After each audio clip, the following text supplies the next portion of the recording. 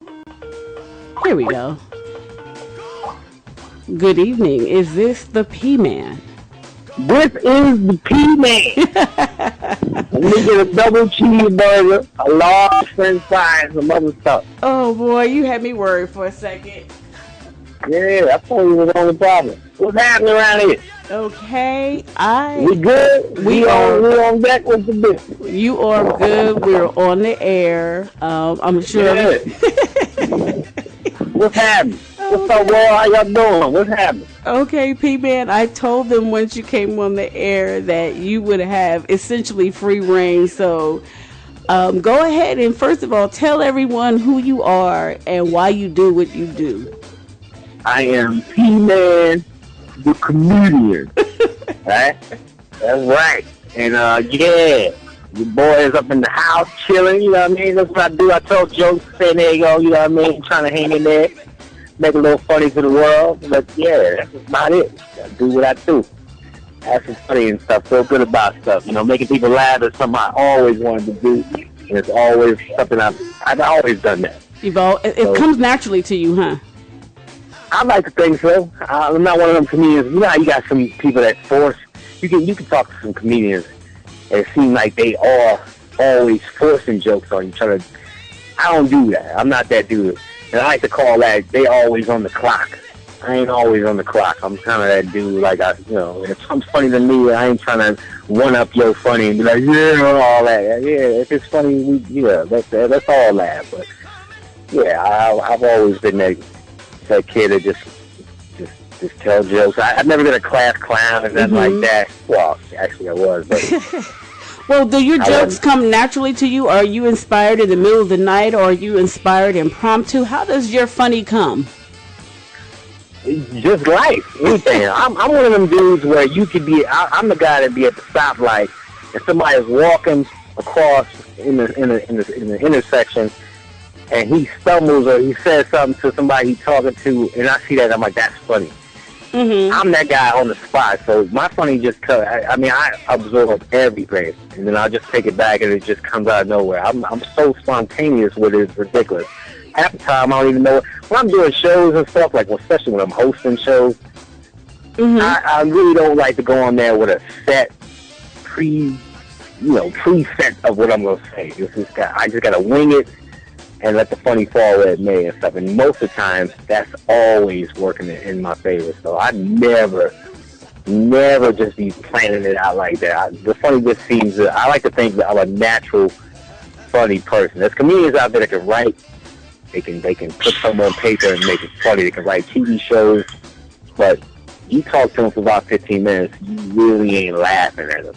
I like to think I'm a naturally funny person. You just gonna find funny in me and stuff. So. Okay, yeah, I do know that some comedians even have writers for them. Have you ever thought about that, or you stick to you doing your own material?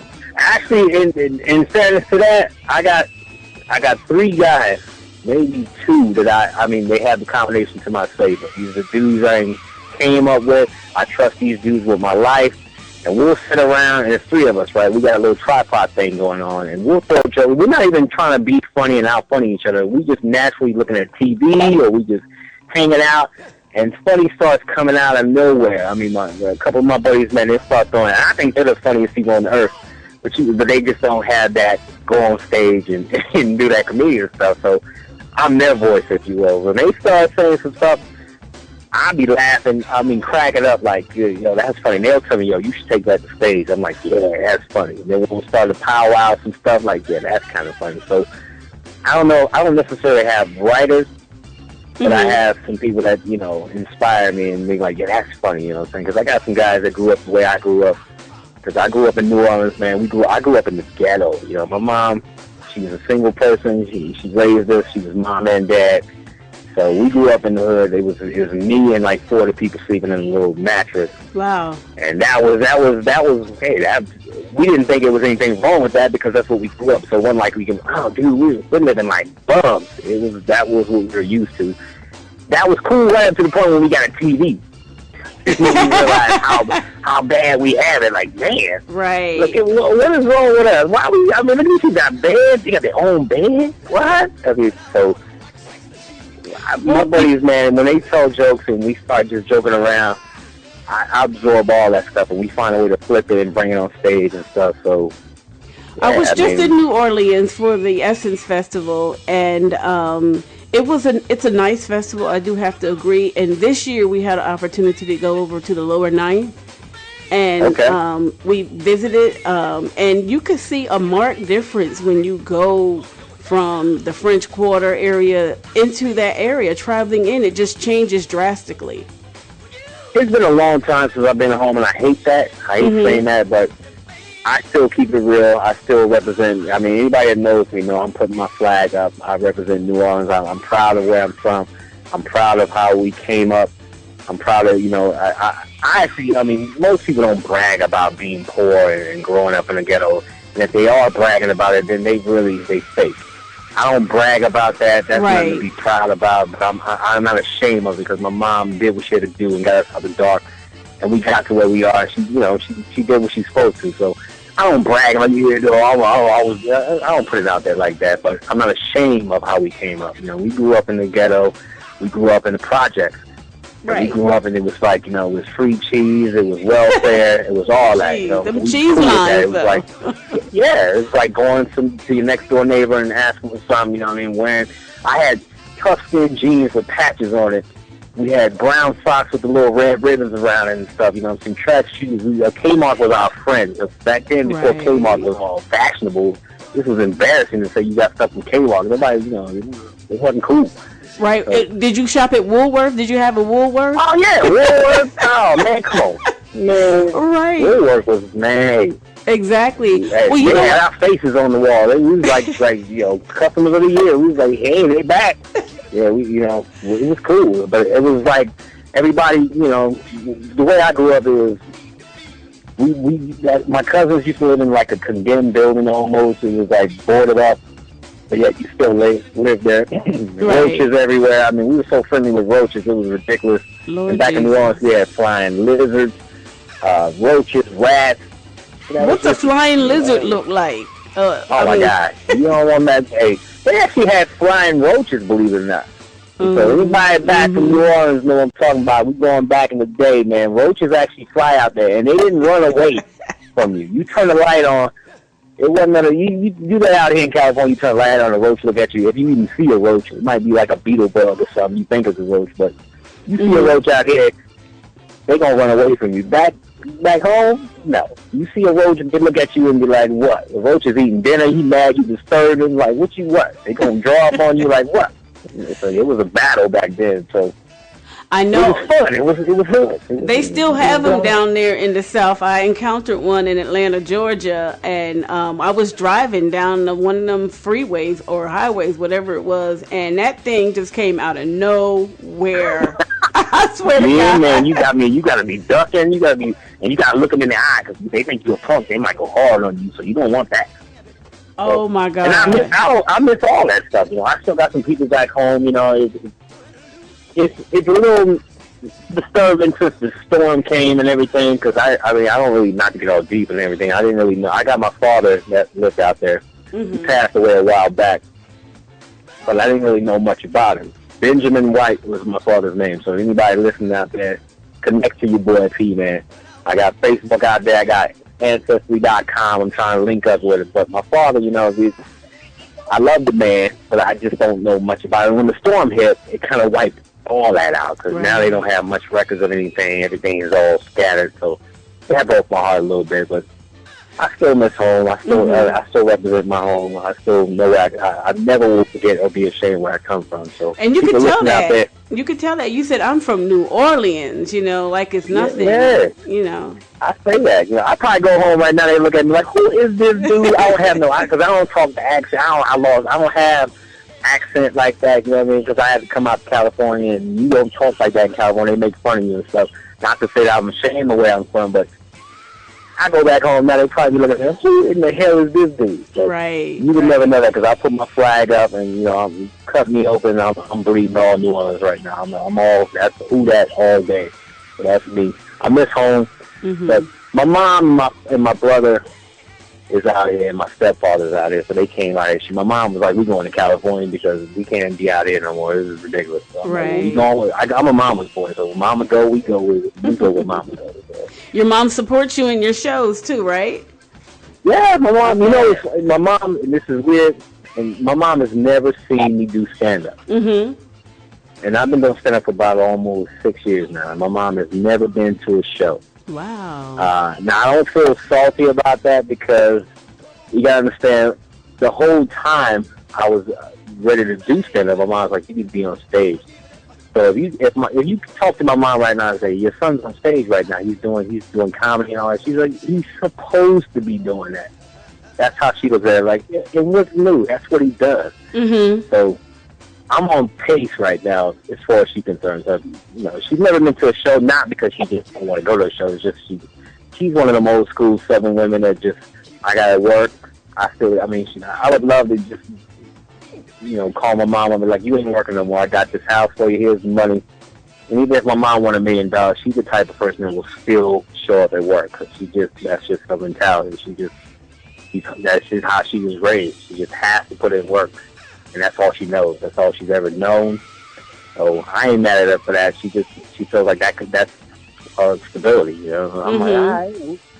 So. Well, you said your mom says that's what you're supposed to be doing. That gives you life on stage when you're up there? Yeah, because I got a little bit of jokes to talk about. I don't really family bash or nothing like that. I ain't really got some stories where I'm talking about my mom and crazy kinfolks and stuff. I got endless amount of material I could do on the family, but I don't really do that. I get more inspiration out of the current stuff, my family, my kids, and my boys, and my wife. Mm-hmm. She's crazy, so that stuff is enough to survive. I can go into family stuff, but it just seems like everybody's doing that too. Not that nobody's doing the kid, family, wife stuff, but right. I just, my mom, I really don't, because most of the time you have to say something about your family, and it's gonna be a punchline. You kind of like dog them a little bit. But mm-hmm. I don't really have to go there because I can get my funny elsewhere. And I'm more of a, I don't tell a joke type. I'm action. I got funny expressions, faces, stuff. I'm all over the place with myself. So. Yeah. I know you were at one of the shows and you were talking about how crazy your wife was, and I think you mentioned something about your daughter too. But you said your wife is Puerto Rican, and I forgot what the context. Man, my wife is Puerto Rican, y'all. Yep, Puerto Rican, New Yorker, man. Crazy. Oh my God. And kangaroo. I mean, just crazy. I like it. I engulf it. I love it. I like it. You ain't want no crazy person, then you ain't want the right person as far as I'm concerned. You need somebody crazy, more crazy than you, keep you low. She make me crazy. I ain't even crazy. I mean, she make me crazy. That's good. That's how crazy she is. So, but I love it though. I like it. Yeah. Well, that's good. No, it ain't good. You ain't been with a crazy dude. Have I ever been with a crazy dude? You've been with a crazy dude. Not like a crazy dude like you, like normal crazy, but I'm telling you about crazy. Oh yeah, crazy. Yeah, call the cops crazy. Exactly. Yeah. One of us is gonna die here crazy. That's healthy. That's good. No, it was not. Crazy. Yeah, crazy is good. Well, that'll last longer. Crazy where we build it and we're not harming each other. That's good. But that crazy, I don't do that. That's an easy way out. I mean, I'm sitting there like, what's for dinner, baby? Wait a minute. A pot of hot food at me or something. You want something to eat? She just throw a big pot of grist at me or something. Like, I'm going to need you not to say that. Wait. I'm just saying, dog. I'm like, hey, baby, morning to you. She's like, morning? Throw some hot water on me or something. Like, what is the matter with you? Yeah, that's what I'm talking about. That's love, right? That's how you get. That's what I'm talking about. I hope everybody's that lucky to find some true love like that. Man, I was watching Medea's family reunion, and that is the opposite. That's that crazy avoid, run, red flag type of love. You and your wife. That's what, if anybody, that's what you looking for. That's what you want. That's beautiful love right there. If you wake up in the morning, you look at your man and be like, yeah, how you doing, baby? Where were you at last night? He crazy like that. Oh my God, dude, you tripping. Oh, if he asking me where I'm at, that's fine, but if I'm not home, then something is wrong. If I'm not coming home every night or something wrong. Yeah. That's what's up. That's what I'm dealing with, man. Y'all gotta save my life, man. Y'all dial up, man. Y'all think it's a joke, man. Save PMan. This my wife crazy. Save PMan. She trying to kill me. Yeah, save it. Put out a foundation. PMan.com. Save the PMan. Foundation. Cause you'll see me for a while, maybe like, oh, the wife got us. So I'm working with him for the first. Oh, this is the second time I'm working with him, so I'm giving him some props. He put me on the card, man. He actually came out and saw a couple shows. So yeah, it's good working with the brother. And it's just another good thing to see some black people out there doing some positive stuff. Exactly. And I'm all for that. And I'm never the type of dude to think I'm a superstar and I can't work with anybody. I work with anybody. I don't care what's going on. If it's positive, then yeah, I'm all on it. So yeah, it's cool to see black people doing something in San Diego, and so yeah, I'm all for it. Let's rock and roll. And that's why we have to show up and support it, because we know if it were Spreckles Theater and Tyler Perry was bringing Medea or any other guy was bringing a play, we would sell that stuff out. And here we have local homegrown talent, people making every attempt to entertain us in a positive way outside of, so we need to show up and support that type of thing so we can play. I say the same thing. It's amazing. It's just amazing that, and I know it's tough. Everybody's got lives and we all going through it and everything, but most of the time when you tell people, and I'm primarily speaking of my folks, my black people, when you tell them, hey man, come out to a show, I need you to support me. We immediately like, what's the hook? Give me a hookup. This is like, that's not how it's done. You gotta support me. I mean, everybody's got bills to pay and stuff. You know what I'm saying? I understand everybody's got to do their thing, but yeah, come out and see it. We got awesome talent out here, man. Yes. San Diego's got a beautiful amount of talent out here, and I'm just a small stepping stone to the talent that's out here. I'm just trying to put my little foot into it, and it'd be great to blow up San Diego and be like, you know what, San Diego's got some, because we actually have some real good talent on the low, and everyone seems to think they got to go to New York or LA to get the real good entertainment, and you don't have to do that. And then when we blow up and then something goes right, God willing, we start blowing up, everybody's on your team now. I was always at his shows and everything. So I appreciate everything that's happened to me, everything that's happened to me up to this point. Everybody's came out and support me on shows. I show love to everybody. I'm personable with everybody. I don't take anything for granted. I don't say, well, thanks for coming out. Anybody that comes out to support me, I'm going to greet you. I'm going to talk to you.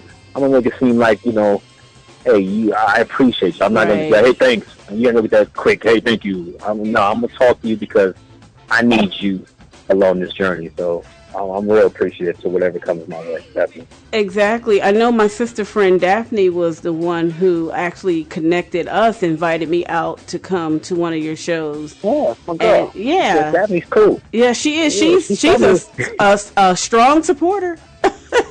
Yeah, I told everybody if they support me, if they take care of me, I'm gonna take care of them. I told everybody that if you make your way out to come see me and see me doing my thing, you best believe I'm gonna actually go out of my way to, and make sure you're taken care of. Anybody comes supports my shows, anybody comes out and they support my shows regularly, I'm gonna take care of them. I'm gonna say, I'm gonna get you in here on this show, VIP. I'm gonna do whatever I can within my powers to make sure I'm taking care of people that are taking care of me. Because when it all comes down to it, the people make you.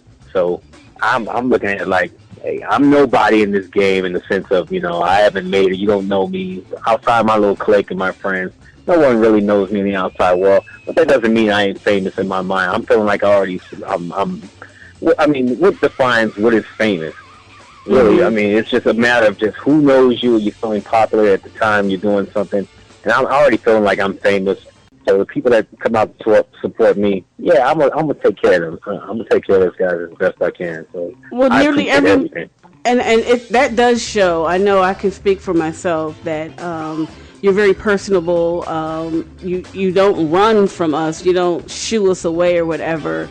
And your shows are really, really good. You laugh a lot. Most of the time, you are laughing, or if you're listening to laugh. But yeah, I hope so. Like, this dude, y'all got me out of this dude. I'm like, oh no, that ain't cool. No, yeah, we want some funny on it. Yeah, so That's awkward too when somebody's not funny and you're trying to support them, but you can't even muster up a laugh. You're like, ooh.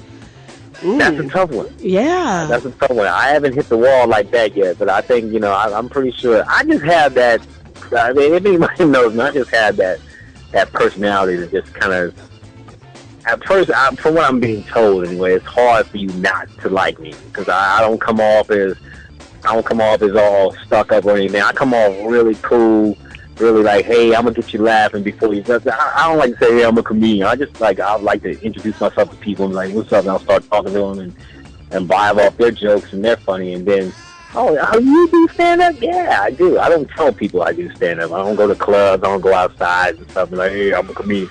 That's the last thing I say to people. And then when they find out I do that, like, oh yeah, I tell a couple jokes. I'm not, I want you to genuinely think I'm funny without me trying to force it down your throat. That's how I mean. But yeah, the funny is, you gonna laugh though. Don't get it. You gonna get some funny out of it. Yeah, believe that. Come with it. I believe that. You kind of do impromptu too, because I remember it was your birthday, and yeah. The bottle, the champagne or something, I don't know if it was good or if it had a aftertaste or something, but you went in on it. It was hilarious. I don't know what you're talking about. You don't remember, right? You don't recall. I think I heard something along the lines, but man, hey. Now see, the good comedian actually makes it seem like he's improv. But he's actually on script too, so I do that a lot too. I want you to get. Most of the time, I have a lot of stuff like I actually write jokes with the impression of thinking I'm off and I'm just rambling and I'm just freestyling it. But you'd be surprised. I actually practice that, so it's hard for you to decipher what is actually off the top, what is like, or what you've already preconceived, so to speak. Yeah, you're not totally off the top of the dome. Beaten path. Yeah. So. Well, whatever you do, it comes across very credible, very funny, entertaining, captivating, because we're certainly listening and we're certainly back there laughing. And sometimes we're actually missing the follow-up joke because we're still laughing at the previous one, and that's always a good sign. That's always it. That's cool. If you miss a joke because you're laughing off the first joke, then I'm cool with that. Yeah, if I gotta tell a joke and another joke for you to get a laugh out you gotta throw 3 jokes at you to get you to laugh. Yeah, I need to go back to the drawing board. That ain't how so I want people laughing to the point where they spitting up drinks. They gotta stand up and run out somewhere. That's the type of stuff we looking for. We want you to just get up running and be like, man, I can't wait. That's enough of it. That's what we aiming for. So that's complete,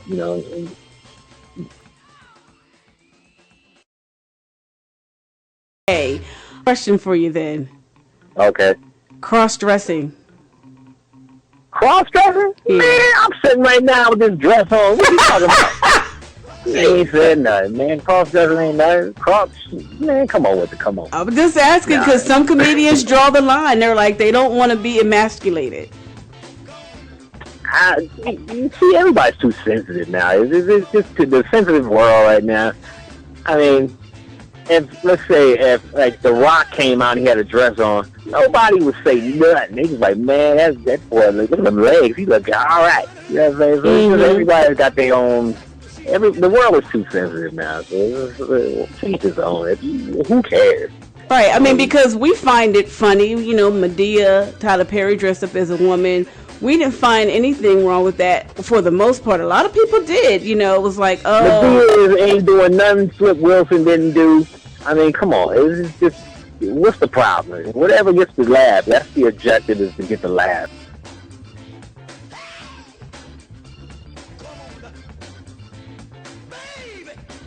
When I see, like, who cracks me up, if you want to know who I consider, like, that makes me get up spitting out drink, is B.C. Curry. That dude is just getting me up there running. Right. And then Michael Epps will get me going like that, depending on what he's talking about. He can just, because he's good off the top, just talking.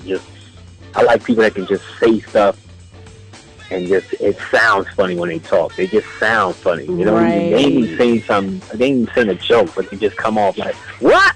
Man, you know what?" You know, I mean, they sound funny. They ain't even saying nothing. I like that type of comedy. So that, you know, everybody's all crazed out for, you know, for Kevin Hart. I love Kevin Hart, not to take nothing from him and everything. He's great. He's funny. Yeah, Off the top, he's funny, but I'm old school. He's the newer generation. I'm old school comedians. I like the old guys. You like Cat Williams? I'm sorry, who? You like Cat Williams? He's one of my favorite. Cat Williams. I like Cat Williams' energy. Yeah. I like the way he comes at you, because you could be funny and tell jokes all day, but the way you could be really assertive and energized and get that same amount of laugh out just the way you tell a joke. You know, Cat Williams says a joke, and he's not really saying jokes, but he's talking to you in a manner where you don't laugh, because he's coming at you so direct and so energized. Like, I like that. I like when people ain't really, if you really dissect and figure out what he's saying, the jokes, it's not really punchlines, it's not really a joke, but he's saying some stuff like, well, you're like, that's true, and that's funny. So I like that. I like guys that just... And he has a twang in his voice, too. But before I continue, Tony just joined us in the conversation. Tony, PMan has the run of the show, essentially, tonight. He's a local comedian. Are you familiar with PMan, the comedian? You know, I've actually heard of him, but I actually haven't seen him yet. But I heard a lot of good things about you, brother. So yeah, that's what I like to hear. Yeah, right on. That's good. I like to hear that too. Yeah. That's awesome. Right, can I shoot you a question or two? Please. I don't want to get too many questions, but I just had a couple of questions. As far as the comedian world goes, do you feel like there's a lot of support between fellow comedians as far as, you know, helping others to come along? Because I'm a big fan of Steve Harvey, and I always hear about him talking about different people that he came up with, like Cedric and DL, Barney Mac, and all those people that came up, you know, like in the chitlin circuit, that's what they called it, and everybody kind of looked out for each other. Is it still the same way now, or is there a bit of a separation?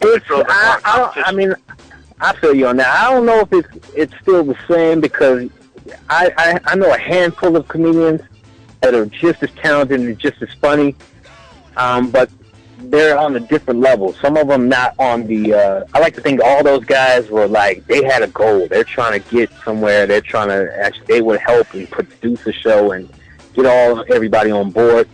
I think now some of the comedians, they're more like, I need to focus on me. I'm not trying to put, you know, I like to think, for me personally, it would be cool to have all these comedian guys that I look up to put on shows also, and find out ways to produce other shows and get these other comedians out there, and have 5 or 6 of us putting shows on in different venues, and we all kind of bless it in that sense. But most of the comedians, it's like they're concentrating on, let me get out and let me get me on first, and then see where it's at. So that's where I think it's, is there support amongst us? I think so. But it's real light, though. I think everybody's more of a, let me concentrate on me and see if I can get me out the way first. And there's nothing wrong with that. But I wish, in my world, it would be great to have 6 or 7 comedians all on some old, let me produce shows, get my funny on too, and then we all can kind of Wu-Tang this thing, if you will. You know, that'd be great if that was, but, you know, there's a few of them out there. I love all of you guys. I mean, I really don't surround myself around a lot of negativity. If you woofing and you got all this negativity, I probably won't even be, I'll say so, I'll be real respectful to you, but I really won't be around you, because nobody got time for that. Yeah, come on, man. We trying to go forward. We ain't trying to go back. So. I get that. That's good to hear that you're honest about how that whole thing goes. Cause I'm just curious, because, you know, different people in different areas, you know, like maybe if you're a hip hop artist or you're R&B artist, I hear about some of the negativity and the hating, and there's no, you know, camaraderie. There's no, you know, there's not people coming together to help each other collectively, you know, to try to get to the same point. It's hard. Tony, did you have another question? Okay, go ahead. I was going to ask if you had another question. Go ahead, Tony. Oh, okay. One more question. I've heard about comedians now, like some of the top comedians, having multiple writers for them that helps write them and put their shows together and all that. How do you feel about that, as far as having writers write for people and help them produce a, hour or 2 hour long a comedy show versus you being your own person and coming with your own creativity and your own ideas? I don't. Whatever makes. That's a good question. I don't have a problem with someone writing and ghostwriting for you or whatever and coming out there. I really don't have a problem with that if it's genuine and they actually got some unique stuff. That's cool. But personally, I feel like, only you could be you. You can write some stuff and say something. It's just me personally. If you write something really funny to me and stuff, your personality kind of brings the jokes to life. So your personality will bring whatever you're talking about to life. So if you really ain't about that, it's hard to really get that off the runway. You can say some funny stuff, but you can I like to think it's transparent. You can see that, okay, he's not really touching on that, and if someone did question you on it or you got off the beaten path, you can kind of tell he don't really know about that. What he talking about? He washing cars. He ain't never washing no cars. I can tell. You can kind of tell. Mm-hmm. But I ain't knocking it. If somebody's writing something funny for you, you got a team. Because I like to think, like I said, I'm inspired by my boys. I got 3 guys that they're not considered. They're not even in the business. They're not even. They don't rap. They don't do anything. But we sit around and we get our living room funny on. We start talking. We powwow stuff just off simple watching TV. And that will become, we'll co-sign off his joke. That joke become another. We'll co-sign off this. Now we're brewing up something, and then we'll take that to paper, and I will give credit to my boys. Like, yo, my crew made this, but it's kind of funny right here. It's related to some people but if you just solely a writer or something, I'm not mad at you on that. I just think, personally, I wouldn't. If I had some writers would come out and say, hey, I got a joke, man. I'm funny. I write. I do TV shows. I write this. Yeah, I'm gonna try you out and see what you got.